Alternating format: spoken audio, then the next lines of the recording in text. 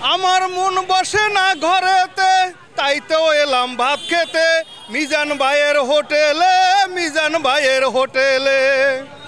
আমার মন বসে না ঘরেতে, তাই তো এলাম ভাত খেতে মিজান ভাইয়ের হোটেলে, মিজান ভাইয়ের হোটেলে। ওই মিজান ভাইয়ের হোটেলেতে ভাত খেলাম আমি পেট ভরে, ভাত খেলাম আমি পেট ভরে, ভাত খেলাম আমি পেট ভরে। ওরে পারতাম যদি থাইকা যাইতে মিজান ভাইয়ের হোটেলে, কর্মচারী সেজে কাজ করতাম আমি হোটেলে, মিজান ভাইয়ের হোটেলে। আমার মন বসে না ঘরেতে, তাই তো এলাম ভাত খেতে মিজান ভাইয়ের হোটেলে, মিজান ভাইয়ের হোটেলে। এই মিজান ভাইয়ের হোটেলেতে ভাত খেলাম আমি পেট ভরে, ভাত খেলাম আমি পেট ভরে, ভাত খেলাম আমি পেট ভরে। ভাত মজা পাইছে ভাই, তরকারি পাই না ঠিক মতো, আলু পাই না এক কানো, আধা ঘন্টা ধরে পাইলার ভিতরে তোকাইছি আলু পাই নাই। হ্যাঁ মিজান ভাই বলছে ওই জায়গাতে যে আলু আনতে, হ্যাঁ গেছি হ্যাঁ আলু নাই।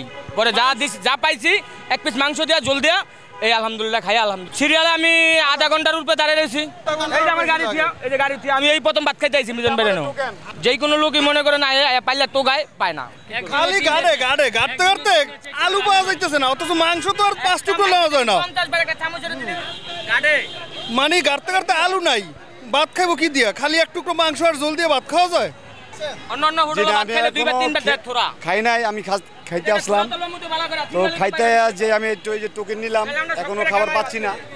তো খাবার যা আছে এখন মনে করেন শুধু ওই আলু নাই, জল নাই, কিছু নাই, শুধু কয়টা গোস্তের টুকরা আছে।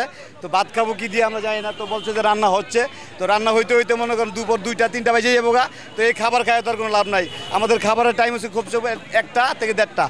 তো এখন আমরা এই খাবার যদি 2টা বাজে 3টা বাজে খাই, তো এই খাবার তো খাইয়ে তো আর কোনো আমাদের ফায়দা হবে না। তো বন্ধুরা দেখুন আমরা এখনও দেখেন কি ভিড় হয়ে রয়েছে, এই টোকেন আমরা খাবার পাচ্ছি না। তো খাবারের মান বলে আগের বলে অনেক খারাপ হয়েছে, আগে বলে খুব ভালো ছিল, এখনও খাবারের মান ভালো না। হ্যাঁ মিজানের হোটেলের খাবার এখন আগের মতো নেই।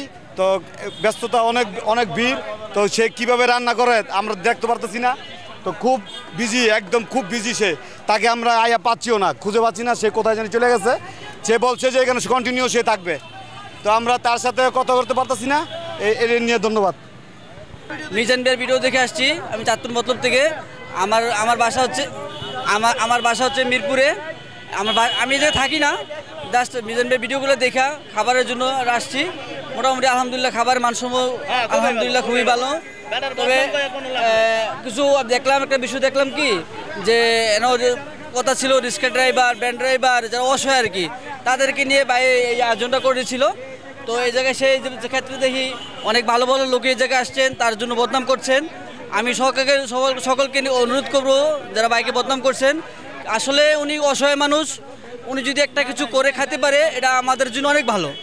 হ্যাঁ এটা অনেক ভালো, ওনার ফ্যামিলি ভালো থাকবে বা বাংলাদেশের জনগণ যারা আছে তারা সবাই ভালো থাকবে। তো আমি চাই যে মিজান ভাইকে কেউ বদনাম করেন না, ভালো কিছু দেখেন। আলহামদুলিল্লাহ মিজান ভাইয়ের জন্য সবাই দোয়া করবেন। আসসালামু আলাইকুম।